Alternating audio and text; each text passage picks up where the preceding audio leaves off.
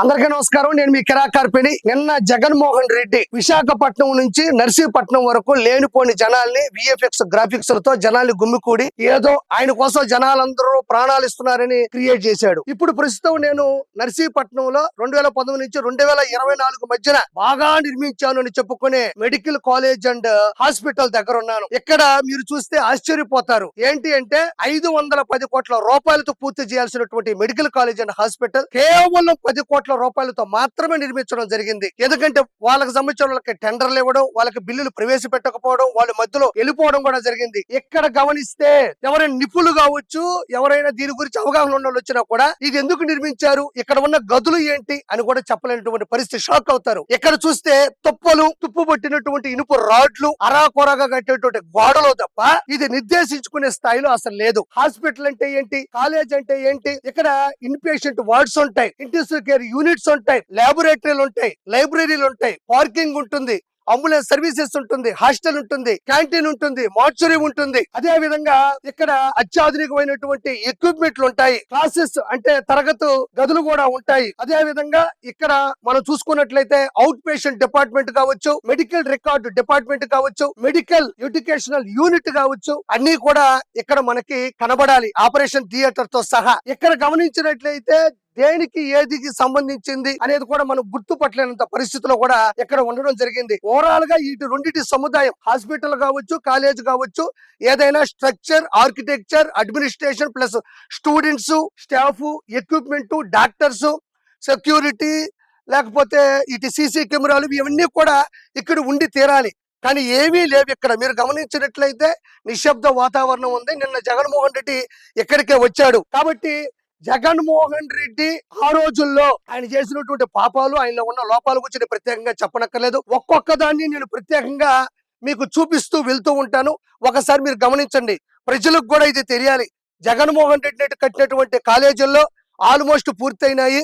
అందరూ కూడా అక్కడ అంటే ప్రజల ఆరోగ్యానికి సంబంధించి, పిల్లల చదువుకు సంబంధించింది కూడా అన్ని అందుబాటులో ఉండే అబద్ధాలు చెప్తున్నాడు. కాబట్టి నిన్న జగన్మోహన్ రెడ్డి ఇక్కడికి వచ్చి ఏదో అన్ని నేనే చేసిన ప్రయత్నం చేశాడు. కాబట్టి ఇక్కడ ఉన్నటువంటి పరిస్థితులు పరిగణలోకి తీసుకొని నేను అన్ని చూపించడం ఇప్పుడు మొదలవబోతుంది. ఒకసారి చూడండి.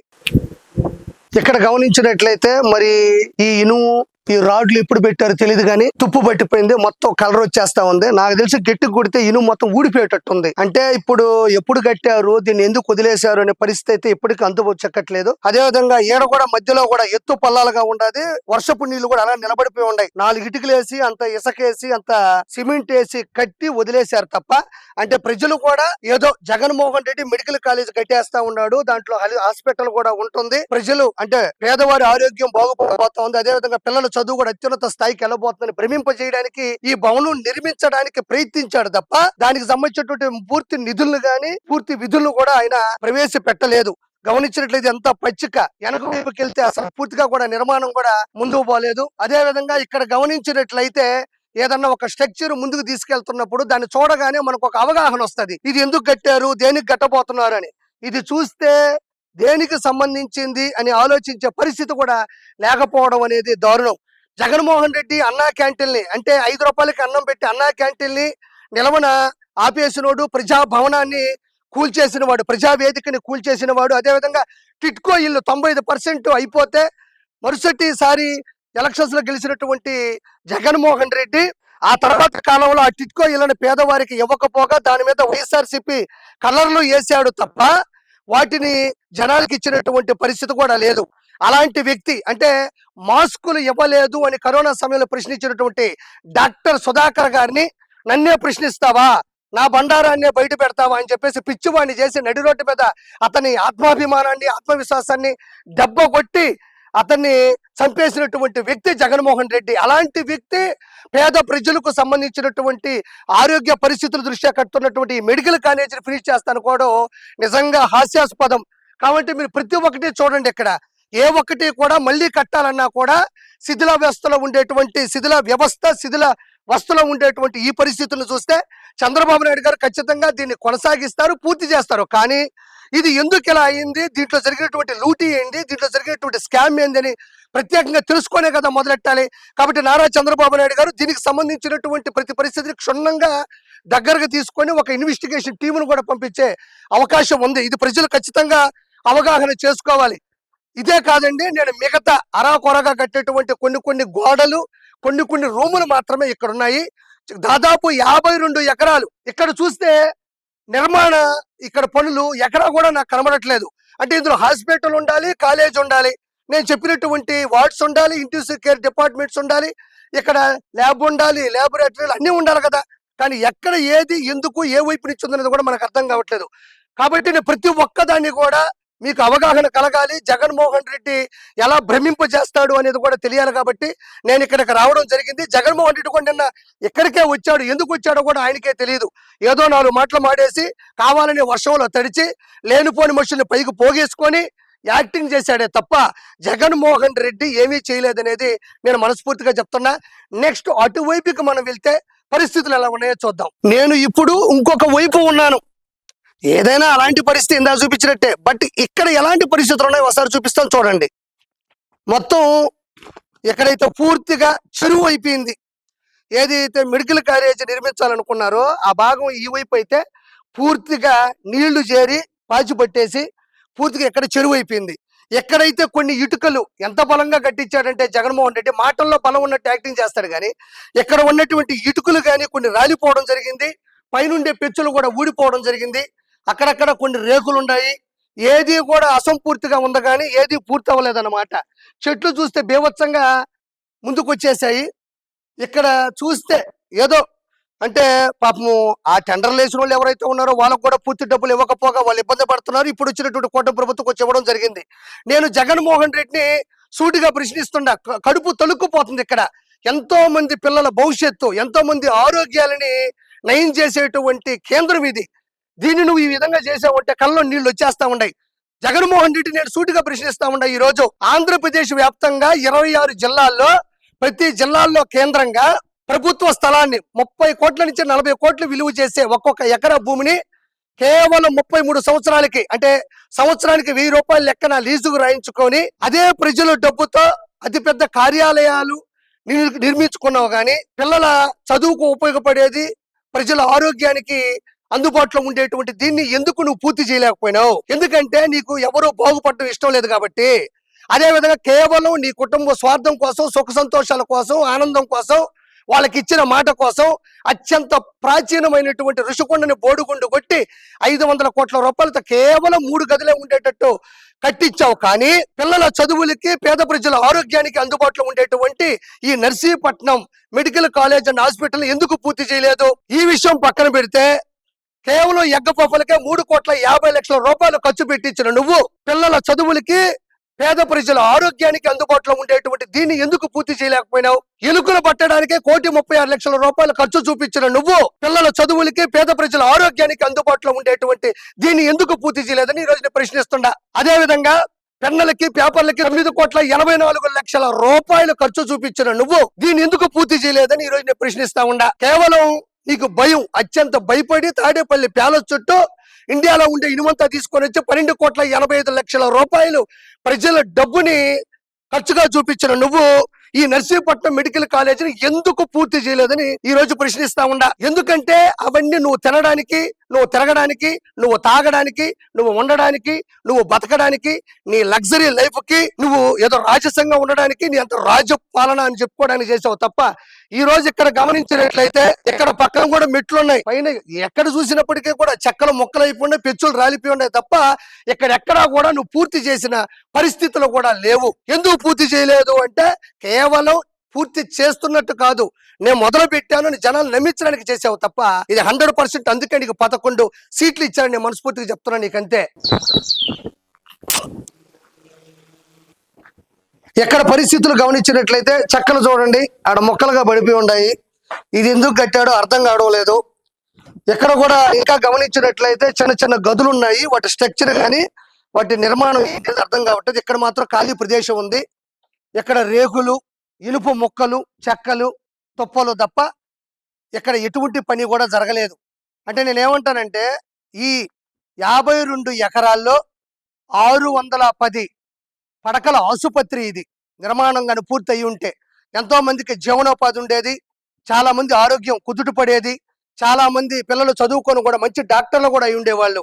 ఎందుకంటే ఇది కాలేజీ ప్లస్ హాస్పిటల్ కాబట్టి. కానీ ఇది ఎలాంటి పరిస్థితికి నోచుకోకుండా ఇలా శిథిలా వ్యవస్థలో పడిపోయి ఉంది. ఈ పరిస్థితులు ఒకసారి మీరు బాగా గమనించండి. ఇక్కడ గమనించినట్లయితే ఒకసారి ఈ పిల్లర్ మీద డేట్ కూడా రాసుంది. ఇక్కడ చూడండి 01/10/2023 అంటే 1వ తారీఖు అక్టోబర్ 2023. అంటే అప్పుడు వేసినటువంటి పిల్లది ఇది. ఆయన దిగకు ముందు సంవత్సరం వేసినటువంటి పిల్లది ఇది. ఇంకా గమనించినట్లయితే ఏది కూడా ఏ డిపార్ట్మెంట్ కావచ్చు, ఏ గది కావచ్చు, ఏ గోడ కూడా పూర్తి స్థాయిలో ఫినిష్ అవ్వలేదు. మరి ఫినిష్ అవ్వకుండా చాలా జాగ్రత్త పడినట్టున్నాడు ఆ మనిషి. ఎందుకంటే ప్రజలు ఆరోగ్యం కుదుటపడ్డా, ప్రజలు బాగుపడ్డా ఆయనకి ఇష్టం ఉండదు కాబట్టి ఇది కేవలం కొద్ది పర్సెంట్ డబ్బులు మాత్రమే ఖర్చు పెట్టి మిగతాదంతా కూడా మింగేసినట్టున్నాడు. అసలు ఎందుకు ఇది ఫినిష్ చేయలేదు అనేది కూడా ఎవరికి అర్థం కావడం లేదు. అలాంటి దానికి జగన్మోహన్ రెడ్డి వచ్చి నిన్న ప్రసంగం ఇవ్వడం, జనాలు చూసి నవ్వుకోవడం, ఇది ఎలా ఉందంటే అయ్యన్న పాత్రుడు గారు అసెంబ్లీకి రా అని గట్టిగా అరిస్తే అదేదో ఇక్కడికి వచ్చేస్తే నేను నీకు భయపడట్లేదు అని చెప్పడానికి వచ్చాడు తప్ప ఇక్కడ ఆయన చేసింది ఇక్కడ అద్భుతం సృష్టించింది ఏదీ లేదు. అంటే పదే పదే అసెంబ్లీలో అయ్యన్న పాత్రుడు గారు ఖచ్చితంగా జగన్మోహన్ రెడ్డి అంటే 11 సీట్లు కూడా హాజరవ్వాలని చెప్పినప్పుడు అదేదో మైండ్ లో పెట్టుకొని అక్కడికి ఎలాగో పోలేము మనల్ని ప్రశ్నిస్తారు, ఇక్కడికైతే ఓన్లీ సాక్షి పత్రిక, సాక్షి సోషల్ మీడియాని పెట్టుకొని ఆ ఊరికి ఆ కాన్స్టిట్యూన్సీకి వచ్చి జస్ట్ అలా కనబడేసి వెళ్ళిపోతే నేను ఎవరికి భయపడట్లేదు అనే సిగ్నల్ ఇవ్వడానికి వచ్చినట్టున్నాడు తప్ప ఆయన చేసింది ఏమీ లేదు ఇక్కడ. అయితే అసెంబ్లీలో అయ్యన్న పాత్రుడు గారు ఉంటేనేమో తన 10 మంది శాసనసభ్యులతో ఏ రోజు హాజరవ్వలేదు. పదే పదే స్పీకర్ గా ఉన్నటువంటి అయ్యన్న పాత్రుడు గారు చెప్తానే ఉన్నాడు, ఖచ్చితంగా ప్రజాస్వామ్యంలో ప్రజల ఓట్ల చేత గెలిచినటువంటి ఎమ్మెల్యేలు అసెంబ్లీకి హాజరవడం అనేది కంపల్సరీ అని చెప్పడంతో అక్కడ భయపడ్డాడు. నిన్న కూడా నర్సీపట్నం కాన్స్టిట్యూన్సీకి ఎందుకు వచ్చాడని ఆలోచిస్తే అయ్యన్న పాత్రుడు గారు స్పీకర్ ఆయన లండన్కి వెళ్ళారంట. ఆ అదును చూసుకొని ఎవరో టీంతో అదంతా పెట్టించుకొని వచ్చాడు తప్ప ఆయన నిజంగా ఉండుంటే ఈ దరిదాపులకు కూడా వచ్చే వ్యక్తి కాదు. కాబట్టి ఇది మనం మైండ్ లో పెట్టుకోవాలని కోరుకుంటున్నాను. ఇక్కడ మనం గమనించినట్లయితే మరి ఏందో ఇది 2 పక్కల 2 ఉన్నాయి ఇంతవి, కేవలం ఐరన్ తో నిలిపినటువంటి ఏదో ఉంది. ఎక్కడైతే పూర్తిగా నీళ్లు నిండిపోయినాయి, పైన కూడా ఎటువంటి స్లాబ్ లేదు. ఎక్కడైతే పూర్తిగా నీళ్లు నిండిపోయి లోపల మళ్ళీ ఐరన్ ముక్కలు, చెక్క ముక్కలు ఏదేదో ఉన్నాయి. ఎక్కడైతే పరిస్థితి మరి అధ్వానంగా ఉంది. ఇక్కడ గమనించండి పూర్తిగా. అటువైపుకు చూసినా కూడా సేమ్ పరిస్థితి. ఇక్కడ గమనించినట్లయితే ఇక్కడ కూడా సేమ్ పరిస్థితి. ఇక్కడ కూడా పూర్తి స్థాయిలో నీళ్లు నిండిపోయినాయి, థర్మాకోల్ షీట్లు పడి ఉన్నాయి. అదే విధంగా గొట్టలు మిట్టలుగా ఉంది లోపల కూడా. అంటే నేను అనేది ఈ విధంగా చేయడం వల్ల జగన్మోహన్ రెడ్డి కళ్ళల్లో ఆనందం వస్తుందా అనే ఉద్దేశం కూడా నాకు కలుగుతా ఉండదు. ఎంత ప్రజల సొమ్ము, ఎంత ప్రజల డబ్బు, ఇది ఫినిష్ చేస్తుంటే ఎంతమందికి జీవనోపాధి ఉండేది, ఎంతమంది మంచి మంచి డాక్టర్లు అయి ఉండేవాళ్ళు, ఎంతమంది ఆరోగ్యాలు కుదుటపడి ఉండేటివి, ఎంతమందికి జీవనోపాధి వచ్చుండేది. ఈ విధంగా అంటే ఆంధ్రప్రదేశ్ లో రోడ్ల పరిస్థితి ఎలా ఉంది 2010 నుంచి 2024 మధ్యన గుట్టల మిట్టలుగా, చెరువులుగా ఇంత బొక్కలు పడిపోయి నీళ్లు, ఆటోలు, బస్సులు, కార్లు, బైకులు ఎలాంటి ఇబ్బందులు పడ్డాయో అలాంటి పరిస్థితే ఇక్కడ ప్రజా డబ్బుతో కొద్దిపాటి నిర్మించినటువంటి ఈ కాలేజ్ హాస్పిటల్ నిర్మాణంలో కూడా పెద్ద పెద్ద గుంతలు, చెరువులు నిలయమై ఉన్నాయంటే ఆశ్చర్యపోవాలి. ఇంకా మీరు ఎక్కడ చూసినట్లా కూడా ఒకే పరిస్థితి. దీంట్లో ఏం మెరుగుపడే అవకాశమే లేదు. జగన్మోహన్ రెడ్డి కొద్దిగా కూడా ముందుకెళ్లే పరిస్థితి కూడా తీసుకురావాలని నేను మీకు మనవి చేసుకుంటున్నాను. ఇంకా కూడా అన్ని వైపులా కూడా నేను చూపించే ప్రయత్నం చేస్తాను. ఇక్కడ గమనించినట్లయితే ఇక్కడ కూడా పనులు శూన్యం అంతే. పిల్లర్లు ఉన్నాయి, ఇదిగో చూడండి చెక్కలు ఉన్నాయి. ఆ చెక్కలు కూడా ఆ ప్రభుత్వం ఎన్ని అమ్మేసుకున్నారో కూడా తెలియనటువంటి పరిస్థితి. ఇక్కడ డేట్లతో కూడా ఉంటాయి ప్రతి చోట కూడా 23/1/23. ఇదంతా చూడండి ఖాళీగా ఉంది. కనీసం గోడలు గాని ఏం లేదు, అసలు పూర్తిగా చూడండి ఖాళీగా ఉంది. ఫస్ట్ ఫ్లోర్ ఇది పూర్తి స్థాయిలో. ఇటువైపు చూడండి ఓన్లీ పిల్లర్స్ చేస్తున్నారు, అవి తప్ప కొన్ని చెక్కలు తప్ప, ఐరన్ రాడ్లు తప్ప మీరు ఎక్కడ గమనించినా ఈడ కూడా నీళ్లు పడినటువంటి పరిస్థితి. ఈ నిర్మాణంలో సాధించినటువంటి జగన్మోహన్ రెడ్డి ఘనత చూడండి. పైన స్లాబ్ ఉంది, ఆ స్లాబ్ కింద కూడా ఈ దీంట్లో నీళ్లు పడి ఎలా ఉన్నాయో గమనించండి. దీనికోసం జగన్మోహన్ రెడ్డి ఇక్కడికి వచ్చి ప్రెస్ మీట్ పెట్టడం, వాళ్ళ పేటీఎం వాళ్ళందరూ ఊగిపోవడం, దాన్ని విఎఫ్ఎక్స్ లో జనాల్ని సృష్టించడం తప్ప ఏముంది ఇక్కడ గమనించండి. పూర్తిగా ఈ ఫస్ట్ ఫ్లోర్ మొత్తం నేను ఇక్కడ చూపించినట్టు మొత్తం ఉంటది. ఆ వైపు చూడండి ఫస్ట్ ఫ్లోర్ లో, ఈ ఫస్ట్ ఫ్లోర్ లో ఇదంతా చూడండి ఓన్లీ పిల్లర్లు, ఐరన్ రాడ్లు, చెక్క ముక్కలు తప్ప జస్ట్ అలా ఒక స్ట్రక్చర్ అంతే. దాన్ని ముందుకు తీసుకెళ్లినటువంటి పరిస్థితి శూన్యం. ఇంకొక పైకి వెళ్ళినప్పటికీ కూడా ఇలాంటి పరిస్థితులు ఉన్నాయి కానీ ఎటువంటి మార్పు గాని జగన్మోహన్ రెడ్డి వేయలేదని మాత్రం మనస్ఫూర్తిగా చెప్తున్నాను. మీకు తర్వాత ఫ్లోర్ కావాలనే చూపిస్తాను. తర్వాత ఫ్లోర్ పై నుంచి టాప్ యాంగిల్ లో చుట్టుపక్కల ఏముందో కూడా మీకు ఫైనల్ గా చూపిస్తాను రండి. మనం రెండో ఫ్లోర్ కి వెళ్తా ఉన్నాం. ఎంతసేపు జగన్మోహన్ రెడ్డి చంద్రబాబు నాయుడు గారు P3 అన్నారు. P3 అంటే పబ్లిక్ ప్రైవేటు పార్ట్నర్షిప్. ప్రైవేట్ అంటే ప్రైవేట్ వాళ్ళకే మీరు తీసేసుకోండి, మీరు జనాల్ని మోసం చేయండి, డబ్బులంతా దంచేసుకోండి అని చంద్రబాబు నాయుడు గారు చెప్పట్లేదు. ప్రైవేట్ అంటే సేవా సంస్థలు. ఇప్పుడు అన్నా క్యాంటీన్ ఎలా అయితే అక్షయ పాత్ర, ఇస్కాన్ వాళ్ళు ₹5 కడుపు నిండా మంచి భోజనం పెడుతున్నారో, అలానే సేవా సంస్థలు వాళ్ళు ఎవరిని డబ్బులు ఆశించరు, యాచించరు.